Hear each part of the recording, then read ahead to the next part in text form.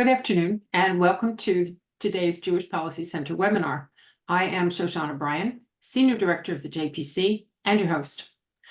I always tell you during the JPC commercial that we do both foreign and domestic policy. Today, I think we're doing both together. What is happening on American college campuses is domestic because it's here, but it hinges on foreign policy, and it hinges on how the United States sees its friends and allies and adversaries both here and abroad. So, mixed bag today. Our guest, Hans von Spakovsky of the Heritage Foundation, is going to talk about campus upheaval and how universities and governments can help ensure that all students have safe and unobstructed access to higher education. Before we ask him to take the floor, let's do the rest of the commercial. The Jewish Policy Center supports a strong American defense capability, U.S. security cooperation with Israel, and missile defense. That last one got a big boost a few weeks ago when Israel was under attack from Iran. And so big hat tip to Ronald Reagan, who 40 years ago believed that defense was the way to go. Thank you, President Reagan. As an organization that sits slightly to the right of center, the JPC advocates for small government, low taxes, free trade, fiscal responsibility, energy security, free speech, and intellectual diversity, which is why we're here today. You can find it all on our website at jewishpolicycenter.org. There you can read and sign up for our Insight articles and our magazine In Focus Quarterly. The spring issue of In Focus is up. It is devoted to the events that happened following the Hamas pogrom of October 7th and Israel's ongoing battle for the security of its people. That is jewishpolicycenter.org. Right now, our priority is to support the legitimacy and security of Israel against anyone who would deny them, including the UN and elements of our own government. And we absolutely support the right and authority of the democratically elected government of Israel to determine the strategy and tactics that the IDF will use in its war. This they should not abdicate to anybody else. It's Israel's job, Israel's determination to bring the perpetrators of the massacres, rapes, rocket barrages, and torture to justice, and to make Hamas and its fellow travelers release the hostages. Today, however, we are focused closer to home. American college campuses are boiling. The ostensible reason is concern for Palestinians in Gaza, but protesters and rioters have cheered for Hamas, for Houthi attacks on Americans in the Red Sea, and intifada. Some have actually outright called for the dissolution of the state of Israel, and others have attacked Jews on campus. And increasingly, protesters have defaced American monuments and burned the American flag, making some of us wonder if this is a repeat of 1968, a new incarnation of 1968, or something else. Some of the protesters are students, some of them are not. In New York, the police have found weapons on some university campuses. Politics aside, which I acknowledge is difficult, what recourse is there for the occupation and destruction of university property and threats to or exclusion of a minority group on campus? How far does the First Amendment go? That's why we have Hans von Spakovsky here with us today. Hans is an authority on a wide range of issues, including civil rights, civil justice, the First Amendment, immigration, rule of law, and government reform. He is a senior legal fellow in the Heritage Foundation's Edwin Meese III Center for Legal and Judicial Studies. As manager of the Education Law Reform, Election Reform Initiative at Heritage, Hans also studies and writes about campaign finance restrictions, voter fraud and voter ID, enforcement of federal voting rights laws, and voting equipment standards. And I think we're going to have him back to do that with us one day. But his analysis, and today we're going to get to today, his analysis and commentary have appeared everywhere you think they should. Wall Street Journal, Washington Times, USA Today, National Review Online. His series for PJ Media, every single one, was nominated for a Pulitzer Prize. He has testified before Congress, before state agencies, and a variety of nonprofit organizations. And he's taught law at George Mason University School of Law. And my favorite point in the whole introduction is this. He is a graduate of Vanderbilt University School of Law, and I'm going to brag because my son is an associate professor of history and of law at Vanderbilt. So I am thrilled to bring another Vanderbilt person to our screen, our stage, whatever it is that we have here. Hans von Spakovsky, thank you for joining us, and the floor is yours. Well, thanks for having me. I didn't know that about Vanderbilt. And by the way, can I brag very quickly about my younger brother? You were talking about the anti-ballistic missile system, which Israel has. Thank goodness. My brother, he's retired now, was a civilian engineer for the U.S. Army Missile Command, and in fact, he was part of the project that we jointly had with Israel to help develop that, and used to travel regularly to Israel as part of that. So let me tell you the first thing that people need to dismiss, and that is don't get confused by the First Amendment. I keep getting questions. I keep hearing talking about, well, we can't do anything to violate the First Amendment rights of these, and I'm not going to call them protesters. I'm going to call them what I think they are, which is hooligans. The First Amendment allows you to speak peacefully, and if you want a great example of that, remember just a couple of months ago we had a huge peaceful protest in Washington, D.C., where my office is located. In fact, I walked from my office over to the mall of Americans from all over the country who came to support Israel. It was entirely peaceful. There was no harassment, no intimidation, no defacement of statues, no violence, no breaking windows, no invasion of buildings. All the kinds of things that we are actually been seeing on our college campuses. And if there's one thing the Supreme Court has made very clear is that when First Amendment protests, for example, are going on, it's extremely reasonable for the government, private institutions, and others to set the time, place, and manner of those protests. I mean, that's why in Washington, D.C., you have to go get a permit to do that. The city can't unreasonably withhold it, but what we're seeing on college campuses goes far beyond the First Amendment. The other comparison I think people should easily make, because it's an apt one, is that, look, as you said, there is outright direct support through signs, verbally, for Hamas. Hamas has been a designated terrorist organization by the U.S. State Department for decades. And so we have individuals who are expressing their support for Hamas, expressing their support basically for genocide, because that's what they are talking about. So again, don't get confused by the First Amendment rights that individuals have, because this has gone far, far beyond that. So the question is, what could be done about this? Of course, if we actually had good college administrators, they would be working closely with law enforcement to immediately stop this. You all have seen that that's what happened in Texas. In Texas, this is not happening because of the fact that the college administrators there worked with the governor, with the state police and local authorities, and stopped this at the very beginning. That's not going on at other universities. What should be happening is this. First of all, any of these students who are not U.S. citizens shouldn't be here. If they are here illegally and they are participating in this kind of behavior, they should be immediately picked up and deported.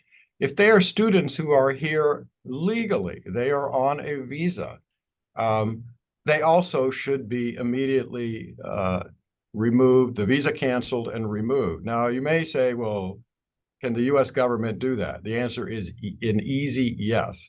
Supreme Court has said on numerous occasions that the rights of aliens in this country are very limited, particularly the government can restrict as much as possible their participation in our democratic process. And there is a specific immigration statute that gives the Secretary of the Department of Homeland Security the ability to cancel the visa of any alien in the country at his discretion. So basically, for any reason or no reason, and those students who are engaging in this, who are supporting a terrorist group, why in the world would we want to allow them to continue to be in the United States, and particularly to be at our educational institutions? To the extent that any of these individuals are government employees, local, state, or federal, again, two things ought to happen. One, if they have security clearances, that ought to be immediately canceled. Two, they should be immediately terminated from their jobs. Why? Do we really want individuals working for our governments who support a designated terrorist organization? I mean, that is such an obvious common sense thing that I'm astonished that anyone would even question that. Now, when authorities are unwilling, I mean, there's all kinds of things the government can be doing. Let me give you another example. There's a criminal civil rights statute. I'm well aware of that statute because I used to work in the Civil Rights Division of the U.S. Justice Department during the Bush administration. It's 18 U.S.C. 241. And what it does is it prohibits individuals from conspiring or going in disguise on public highways, public transit areas, or private property to deny the rights of other Americans, including harassing them, intimidating, or trying to prevent them from exercising their rights. For example, their right to their educational benefits. That part of it, going in disguise, well, will probably give you a clue as to why this statute was passed. It was aimed at the Ku Klux Klan. And the behavior of these groups on campuses, I got to tell you, is very similar to the Ku Klux Klan. And I don't think anyone would be questioning any of the tactics that I'm talking about, any of the college administrators immediately expelling these students, for example, if there were all these individuals on campus voicing their support for the Ku Klux Klan, and perhaps reciting something saying from the Atlantic Ocean to the Pacific Ocean. In other words, saying that all Black Americans should be sent out of the country and back to Africa or otherwise killed. Because that is exactly the message these individuals are putting on these campuses. If this was the Ku Klux Klan, no one would be questioning taking severe action against any of these individuals. Because of this criminal statute, the Civil Rights Division of the U.S. Justice Department, where I ought to work, they have a criminal section. And that criminal section ought to be opening up an investigation along with the FBI of every single individual who's been arrested on any of these college campuses, or frankly, otherwise is there engaging in intimidation, harassment, criminal trespassing, who's wearing a mask. That is an easy statute. It's very clear how it works, and yet what do we have? The Justice Department not doing anything about it. Now, there is a similar civil statute that's written exactly the same way. And when I say civil, what I mean is that individuals who are injured, like Jewish students who are harassed, intimidated, physically assaulted, deprived of their educational benefits, their ability to go to classes, to attend school where they've paid tuition, they have the ability to file a civil lawsuit against individuals who conspire or go in disguise to deprive them of their rights. That's 42 United States Code 1985. And again, that's something that I would hope advocacy organizations would pick it up. You know, you would think the ACLU, given what they were originally said they were organized to do, would be out there trying to help these students. Of course, they're not going to do that. The other thing to keep in mind here, and again, this is a situation where there is both action that could be taken by the U.S. government and action that could be taken by private parties. It is a criminal violation of federal law to give material support to a terrorist organization. Are these students, are these teachers, are the outsiders participating in this? How much support are they giving to Hamas? Does it fit within the statute? The FBI ought to be investigating that. We've heard no reports that they are. What's interesting about this is the civil side of it. Part of that same anti-terrorism statute that set up that provision, making it illegal to give material support to a terrorist organization, is part of that statute. It's 18 United States Code 2333, provides American nationals who are injured by terrorist organizations to file civil lawsuits against them in United States courts.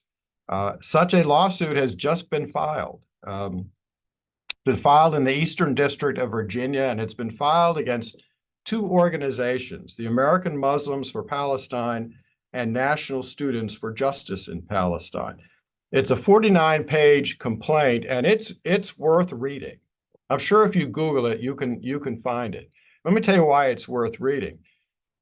It goes through and in great detail describes these organizations and basically lays out in detail how they are just front organizations for Hamas, that they are distributing Hamas materials, that they are acting as a public relations agent for Hamas, that they are the ones helping to organize what's going on these campuses. And so this civil lawsuit has been filed by a number of American nationals who were injured in the October 7th attack. Also, some Israeli citizens have also sued. So this is a great civil action against the people that are organizing these protests. And I would hope to see, frankly, a whole rash of lawsuits like this from students all over the country and their families and others injured by this.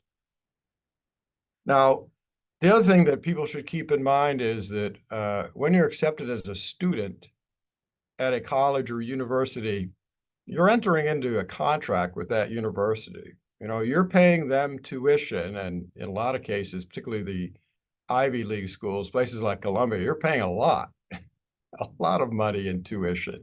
In exchange for that, they are supposed to provide you not only with the educational benefits that you've contracted for, but under the Civil Rights Act, because all of these universities, including the private ones, receive federal funding, they have to do so in a non-discriminatory manner.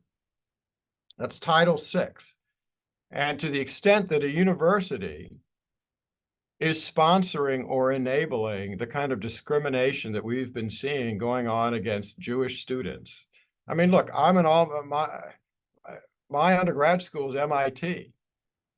MIT has been horrible in the way it has not protected its Jewish students from what has been happening on campus. In fact, I wrote a separate piece about this, going after them for that. Well, MIT and other universities, if they are enabling this kind of discriminatory conduct, including harassment and intimidation, if they are not providing a safe environment for their students, I think they are liable, again, under Title VII of the Civil Rights Act for discrimination. And that can be enforced by the government, but private parties can also sue. And again, I would hope that parents, students, and others out there who are experiencing this will start exploring the options of suing these universities over this. The other thing that I think people should keep in mind is that, and this is kind of important, is, you know, the federal government has a terrorist watch list, right? You know, that's the list they use when, for example, foreigners are coming to the U.S. Well, I got to tell you, I think we as a society should do everything we can to create our own private terrorist watch list. You know, if a student at Columbia University is breaking into buildings, breaking windows, fighting with campus security, shouting, yelling, illustrating their support for a terrorist organization, I certainly wouldn't hire them. I wouldn't want them a member of any kind of club I'm in, whether it's a student club or something else.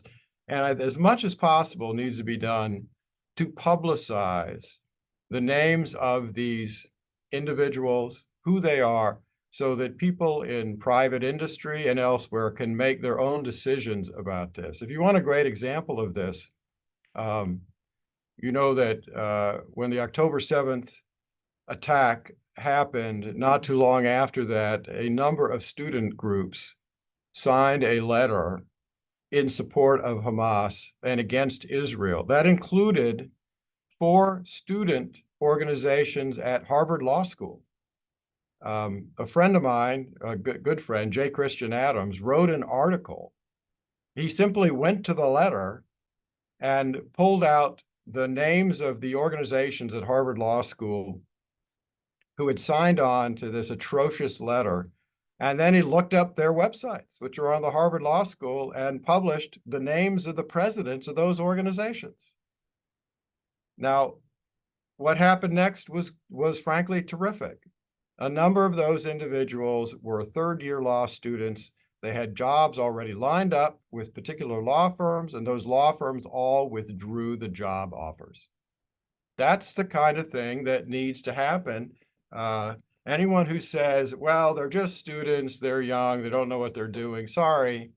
But at the age of 18, you can join the military, fight for your country, vote, and a whole lot of other things. And so the idea that a college student is somehow not responsible for their stupidity or their bad actions, I just don't buy that at all. And we need to, as much as possible as a society, hold these individuals accountable for what they are doing now. And the final thing I'll tell you is what astonishes me about the support that I've seen these individuals express for Hamas is that, you know, the State Department, our State Department, issues reports. I suggest folks go and Google the last State Department report on Hamas and how it has run Gaza. It is as bad as the way North Korea is run. It is a murderous dictatorship that arrests, tortures, and kills its political opponents. All the kind of things that we as a civilized society, both in America and Israel, think is inhumane, they do in Hamas, in Gaza under Hamas's leadership. And anyone who is in any way supporting them is in essence supporting the worst kind of dictatorship, the kinds that we have seen in our past history. And I fear that if we don't take actions now, particularly against individuals in this country that support this, it's going to have a very bad long-term effect. The final thing, I wanted to be sure and mention this. I would recommend that people, I think you could probably get this on YouTube or Google, pull up a movie from 1940 called The Mortal Storm. If you want to see what is happening on college campuses, you should pull this movie up. The movie was based on a book written by an English woman who moved to Austria in 1924. And then she moved to Munich in 1930. This was one of the first movies made by Hollywood that actually showed the rise of fascism and what happened under it. And the story is basically about a well-respected professor. They never say in the movie that he's Jewish, but he's clearly Jewish. And what happens to him as the kind of elements we see in our campuses today start to pervade the campus, start to take over the administration, as he loses and is not only the respect of, but is starting to be attacked by students, other teachers, administrators, and what happens to him. Up until this time, Hollywood refused to make movies attacking the Nazis and attacking fascism. You know why? Well, because their biggest market outside the United States was Germany. And they didn't want to make any movies that would cause them to lose money, kind of the way Hollywood today doesn't want to make movies portraying the Chinese and the Chinese Communist government the way it really is. But you want to see something scary and see something that describes, I think, accurately what's happening on our college campuses, pull this movie up. It has one of my favorite actors starring in it, Jimmy Stewart. Anyway, that's all I've got. I'm happy to answer questions otherwise. Okay, so I was going to start with hooliganism, but I'm not, because you just said the other really important thing, and that is money. So one of the reasons people suspect that colleges are very nice to foreign students and not interested in doing a lot of the things that you said. I mean, the campuses clearly, college administrators clearly are not doing things they could do, is because their students from foreign countries, first of all, are paying full tuition, which for them is a big deal, and they don't want to aggravate those people. But also, if you look at the list of countries that support American colleges and universities, the number one giver, the number one donor country is Qatar, which is the home to Hamas. Number two is China. You just mentioned, people don't want to make a movie about China because China is financially wedded to us in various ways. And number three is, no, I'm sorry, it's not number three, but in the top 10 is Lebanon, a bankrupt country where people go dumpster diving. They are in the top 10 list of foreign countries that give money to American universities. I suspect that money is Iranian through Hezbollah. So is there a way to cut it off? Is there something, the universities won't cut it off? Is there some way that the federal government can cut it off? Yeah, we actually been discussing this just this week here at the Heritage Foundation where I work, and we haven't come out officially with this, but look, in the very same way that the federal government, Department of Homeland Security, as you know, limits the number of work visas that are issued to corporations that want to bring in a foreign worker to work in the U.S. A lot of high-tech companies, folks in Silicon Valley and elsewhere, have for years often brought in people from outside the country to work in the computer industry, and we strictly limit those numbers. I got to tell you, I think there should be a similar limitation on the number of students that universities are allowed to bring in to study at American colleges across the country. There are a whole myriad of policy reasons for that. But I think definitely, I can tell you this, that is well within the power of Congress. Congress has 100% authority under the Constitution over the rules governing the admittance of aliens into the country. And that includes students who are studying here. And what's driving these universities is pure greed because of the huge amounts of money these students are paying. Or their governments are paying. Or their governments are paying, right. And you could look at, I have two thoughts that come from this. Maybe another way to deal with that is for the federal government to withhold money from those colleges and universities in the amounts that they get from those foreign countries. Because they're not willing to. Yeah, that's a potential too. Can I tell you a quick story about this that shows the stupidity of university administrators? Sure. When I went off to law school from MIT, because for various reasons, I didn't get there till a week before classes were going to start. So I didn't have time to look for an apartment. So I signed up for graduate housing. I ended up in graduate housing with a Chinese student who was there on a student visa in the graduate program. Now, what department was he in? He was he was studying nuclear engineering.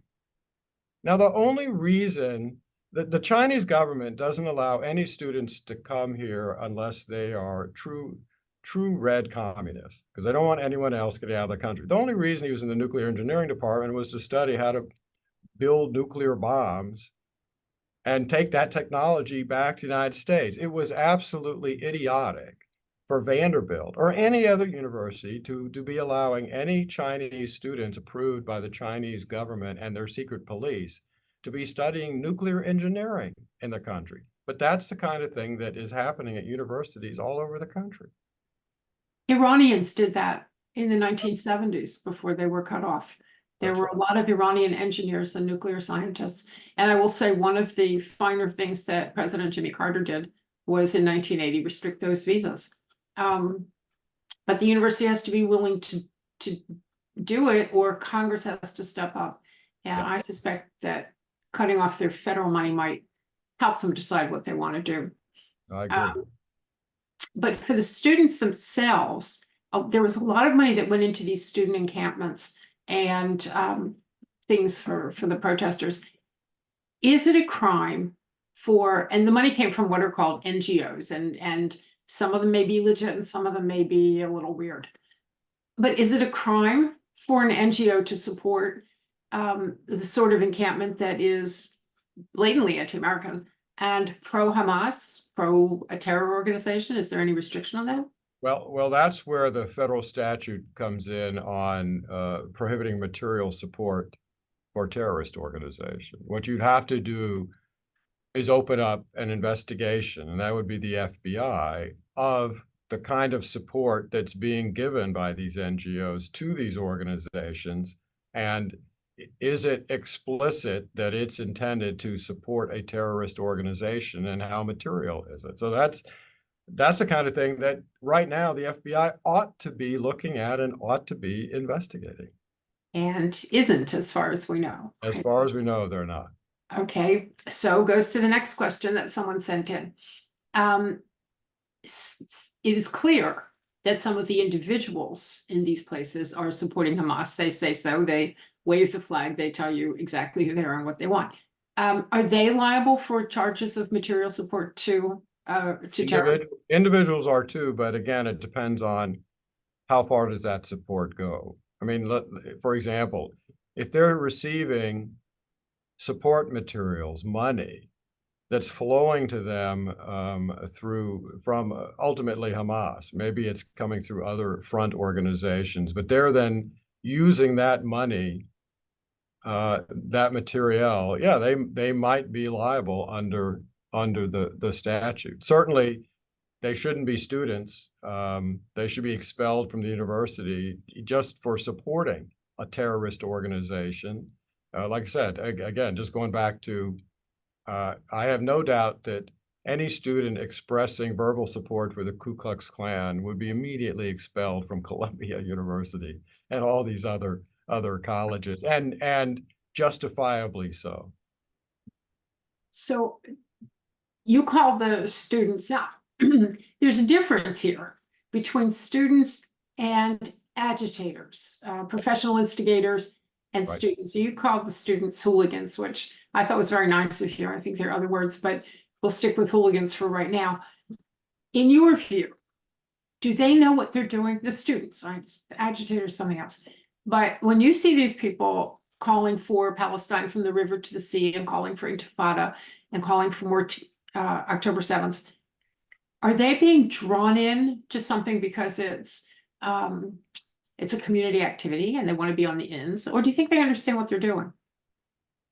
Look, I don't know. Obviously, I don't know the answer to this. What I will tell is they either know and support what this terrorist organization is doing, or they're really stupid. I mean, it's one of the others. Yeah, you can't.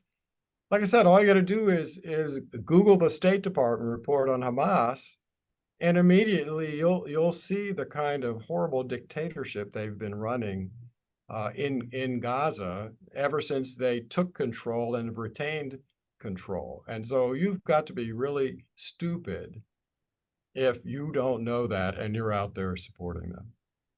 So you could one or the other. Like I said, it's either stupidity or no, you agree with their aims and you support them. So in either way, it seems from the way you put it, and I personally would agree with it, that the universities ought to be taking them all equally seriously. Oh, yes, absolutely so. And like I said, any peaceful protest is one thing, as long as it's in a time, place, and manner that has been that is permitted and approved.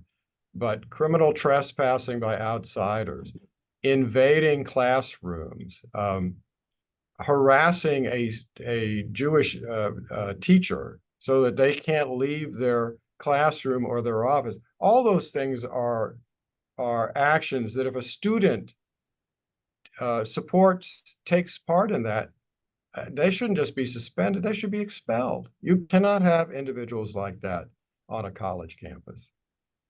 Okay, go to the third group of individuals. We've got hooligans, we have professional agitators, and then we have professors. And we have a couple of questions here from people, excuse me, who have been listening, who want to know the difference between what the university can do with a professor, tenured or not, and what it can do with a student, and then what it can do with someone who isn't a student. What can they do about professors?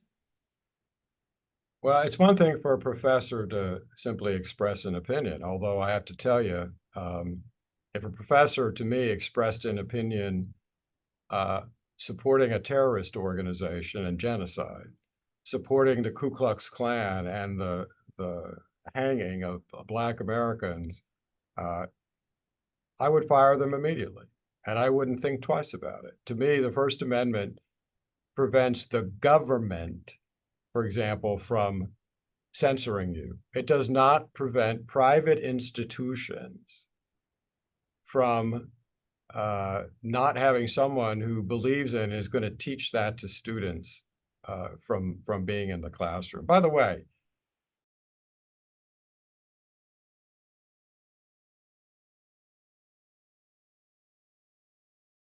government out of controlling the curriculum in the provincial areas. And one of the reasons for that is because if you look at the history of Nazi Germany, look at the history of communism in Russia and China, fascism in Italy, all of those parties, one of the first things they did when they took control was take control of the country politically, was take control of the schools, because their whole intent was to brainwash and propagandize students starting at a young age, because that was where their future power lies. And I think we're seeing that throughout the US. If you want an example of this, an atrocious example, I suggest people go to, there's a great media website called PJ Media. And Christian Adams and I wrote a 10-article series there last year, where we took the curricula of the 10 highest rated law schools in the United States, according to US News and Report, and just simply reported on what they are teaching in those schools and what the top law schools have changed into, including Columbia. Columbia was on the list, is into radical left-wing socialist warrior training camps. I mean, that's what they are teaching students at those schools. And if I'm fortunate, my kids are all out of college now, but if I had high school age kids, don't send them to any school until you have looked at the actual curriculum and what's being taught, and you look at the professors there. Because I got to tell you right now, if any of my kids were talking, for example, about going to law school, I would tell them to avoid every single one of the Ivy League schools because of these kind of issues. So that's interesting. We have talked on this program, and I've written a lot about the indoctrination that goes on in Palestinian territories of kids. Excuse me. In which case, we're often talking about young kids. There is video of very small children being taught to play with guns and wear keffiyehs and point the guns at other small children who are supposed to be Israeli settlers. And that's how you get intergenerational hatred, and that's how you get teenagers who are willing to do really disgusting things. I had not thought that it happened in the United States. Now, I'm not talking about making terrorists, okay? But you're talking about the indoctrination of kids in this country into philosophies that show up later, and perhaps now are showing up on our college campuses. And NYPD found weapons in some of the encampments that they broke up.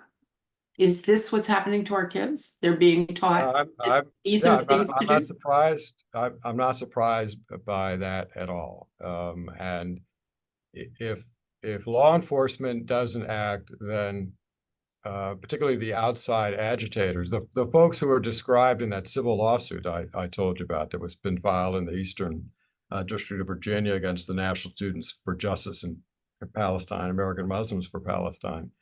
Look, that's the next step down the road. And that's why you have to act now to say that this kind of behavior is not acceptable and that the individuals engaging in it will be punished even either by law enforcement and justice system, and also in their personal and professional lives for engaging in this kind of behavior. You mentioned American Muslims for Palestine. Go back to money for a second. It's understood, I think, that Turkey's AK party, which is Erdogan's party, it's the ruling party of Turkey at the moment, maybe not for much longer, but for the moment, is a Muslim Brotherhood supporter and a supporter of American Muslims for Palestine. Who looks at foreign money? Who's looking at organizations taking foreign money? Should we be concerned if Turkey's AK party is putting money into American organizations? Yeah, we should. And in fact, in the election area, there's been quite a fervor going on about this. For example, in Ohio, just yesterday, Ohio passed a law in the state Senate. I think it's now over in the state House, trying to ban all foreign funding in the election area. And that's an important area, and it's something that people should think about with regard to other issues too. And that's the idea there, of course, is to make sure that no foreign governments, foreign corporations, foreign individuals are giving money to or trying to, frankly, manipulate American elections in this country. And a lot of states have been passing statutes to ensure that that doesn't happen. I hope they're enforced, because here come two questions together from people listening. I'll read this one. How can the administration of a university get police involved when city mayors refuse to send the necessary police teams due to fears of being sued? And we had that here in Washington, where Mayor Bowser refused to send the police to remove an encampment. By the way, she changed her mind, and she did remove the encampment after she was invited to come and testify to Congress. But her initial response to this was, what happens on university property is not the city's problem, that she was not going to send the police. How do you get, and now you have to get another layer involved. How do you get the mayor involved in the city council? Look, that is a real problem, and I don't have an answer to that. I mean, look, it's not just elected officials like mayors who aren't willing to do something about this. You know, the other problem are some of the rogue prosecutors that have been elected in big cities. You know, my colleague Cully Stimson here has written a whole book about these very radical left-wing prosecutors that have been elected in places like Boston, New York, St. Louis, Los Angeles, who they're taught this philosophy, and this is in the curriculum of the law schools, that our entire justice system is systematically racist. That's not true. I mean, the evidence shows it's not true. But you know what's really behind this is they think our entire prison system should be dismantled. I mean, you think I'm exaggerating? No, that's exactly what they think. And that's why you get prosecutors coming in like Alvin Bragg in New York, who when he came in said, I'm not going to prosecute any misdemeanors in the city. And he's only prosecuting about 50% of the felonies. And that problem has also invaded federal prosecutions too. The U.S. Attorney in Washington, D.C. Is not prosecuting something like 60% of the cases he's getting. And the only way to fix things like that is through elections, certainly when it comes to mayors and people in towns and cities. With the federal government, well, it depends on who's in the White House as to who's going to appoint U.S. attorneys who might actually do what they're supposed to do, which is prosecute criminals. But that's a tough problem and a tough situation. It is, and here's a person who gives us two at one. He says, "Thank you for a great topic. Unfortunately, what should be done to students or agitators or professors will not be done. So how do we deal with the facts on the ground rather than what we wish them to be?" You made what I think is an excellent point, publicizing the names of people. If you have the names of people, publicizing the names of people and hoping that that would be enough to keep them out of employment or something. But what else can we do? We have, as you just pointed out, in the big cities where these things are happening, you often have left-wing mayors, left-wing prosecutors, people who don't want to deal with it. What do we do? Do the regular people take their kids out of college and say, my kid's not going to college because of you? Yeah, well, one thing I would look, if you have the ability to transfer, look, if you have a high school senior who got accepted to Columbia, not too late to go somewhere else. I mean, I would do that now.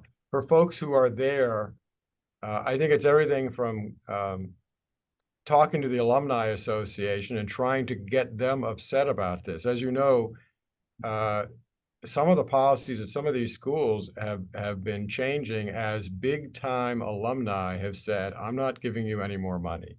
Right. And there needs to be more solicitation of those alumni to do that kind of thing to affect the university, because the money will move these administrations others ways. But remember, I also mentioned the potential civil lawsuits, and we need more of those, and we need more organizations getting involved in representing students who not only may sue the university, but frankly sue other students who've been engaged in these activities. So put their names and faces out there for people. Somebody said that if you get a solicitation, if you're a Columbia alum, for example, they send you solicitations all the time and you either do or don't give the money. But somebody said that what you ought to do is put a dollar bill in the envelope and send it back. Because that says to Columbia, I saw it, I read it, and here's what I think of you. If you just throw it in the can, Columbia will send you another one. Right? If you send them $1 and you put a note in there that says, this is what you're getting, maybe it would have an impact on them. Maybe I think so. And I think the more criticism in public and the more criticism from alumni, the better things hopefully will get and will improve. It may not be an answer in some places where they have really radical left-wing administrators, but it's one way of going after the universities. Okay, but money does talk. Money talks, certainly with university administrators. Or and by the way, remember, we're talking about private universities, but look, there's plenty of public colleges in this country too. And who's got control over those public colleges? State legislatures. So particularly, look, think about what's happened in Florida. Look, part of the root of this problem, part of this radicalization that's been going on are these DEI programs that have been put in. You didn't talk about that. Go ahead. That's good. Yeah, because look, if you look at DEI, what it teaches, what it really stands for is discrimination, exclusion, and indoctrination. That's what DEI is. And remember, Florida, they got so upset about it that, Governor DeSantis pushed through and the legislature agreed a law to dismantle the DEI offices at universities throughout the state and to quit teaching what is really a racist propaganda curriculum. That's what DEI is. And that's the kind of thing also that people should realize. If the problem is at a state school, you can go beyond the trustees of that school because the state legislature has complete control over what happens there, how much money they get, and frankly, what's taught at those universities. So that's sort of federalism. I mean, we in the Jewish Policy Center, I know you do in Heritage also, stress the importance of states versus national government and how important states can be in determining our future. So this is just one more area where states can take a big role in our future and in the future of our That's schools. exactly right. Yeah. I think that's a great thought. I like it. So we have another question here. Somebody asked you, I think they want bullet points. How would you differentiate a pro-Palestinian demonstration on a campus and a pro-Hamas demonstration? What are the markers that say this can be acceptable and that cannot be acceptable? How would you? Well, I would want someone who, if they're saying they're pro-Palestinian, is also protesting against Hamas control of Gaza. Right. Is that person talking about the fact that they held one election, took control of the government, and haven't held an election since? That they arrest and kill their opponents? That they put weapons, bomb-making facilities in hospitals, under schools, and things like that? Is the individual protesting any of that? Because if they're not, they're saying, well, I support Palestine, but they aren't objecting to any of that. Well, then I would question their sincerity and whether they really aren't indirectly or quietly not wanting to say that they support a terrorist organization. That to me is a way to easily distinguish it. That's a great red flag. Also, it shows the anomaly of having something like, what do they call it? Queers for Palestine.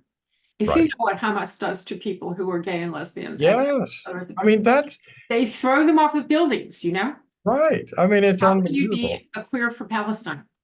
Right. I mean, look, right now, we know that Israel is the only real functioning democracy in the Middle East. And if you are Arab, if you are Palestinian, the safest place for you to be is to be a citizen of Israel. That's the safest place for you to be. It's a place where you actually can exercise the rights of a citizen. That won't happen in Gaza, controlled by Hamas. And I'd love to see someone who says, well, I'm against Hamas and I support Palestinians. Be nice if they recognize, in fact, we would like to be in a place where we are treated the same way Arab citizens in Israel are treated. But of course, you won't hear that from them. You won't. And one of the interesting things about Israel is that, there are people who live here illegally in Israel. They don't have the right documentation. A lot of times that is gay people from Gaza or gay people from the West Bank because they feel safer living illegally in Israel, where they don't think they're going to get killed, than they do living legally in the territories. And so I think you have just put your finger on it. It's a way to understand it. If you are not protesting the bad behavior of Hamas or other Palestinians in the West Bank or Gaza Strip, then you're not pro-Palestinian. You might be anti-Israel, you might be pro-Hamas, but you are not pro-Palestinian. I like it. That works. So now I'm going to get to my last question, and I don't know if I warned you about this. The last question I ask is designed to elicit a positive response from my guest. So can you give me a positive response to this question? What are the college campuses that have handled the situation the best at home, and what actions did they take to handle it well? Do we have any candidates for college that did a good job? University of Texas. Okay. University of Texas. Tell us in short form. What did Texas? Yeah, they started to organize a protest like this. They started doing encampment. They were warned that you can't do that. You need to leave immediately. And when they didn't do it, not only did the local law enforcement show up, but the Texas State Patrol, the state police, also showed up. They all showed up equipped for it in riot gear, and they immediately started arresting individuals and taking them off the campus. And when that then started to reoccur, they came right back and prevented it. And it hasn't happened. And if nobody has seen this, look at the Google for Ole Miss, University of Mississippi in Mississippi, where it didn't take law enforcement. Hundreds of the students showed up and basically very peacefully got these protesters off campus, including singing that great old 50s song, "Nah, nah, goodbye." I mean, that you want to see. Let me tell you, if I had a college age kid about to go off, I would seriously consider sending them to a school like that, where you've got normal, everyday American kids from all over the country, and they saw what was happening and they stopped it themselves. Like I said, peacefully. But it's a great video if you haven't seen it. We'll have to go look for it. I'm going to throw in University of North Carolina, where the chancellor went out and pulled the Hamas flag down from the American flagpole and restored the American flag to its place. I think that was and supported, as you say, supported by a lot of students. They came and stood around him while he did it. Okay, so there's some hope, right? You got Texas, you got Ole Miss, you got North Carolina, Florida, right? The rules for Florida are pretty good. And I will say that I remember my family right now is the University of Georgia, and you haven't seen anything like that there either. Look, the one thing people I think should keep in mind, this is on a positive note,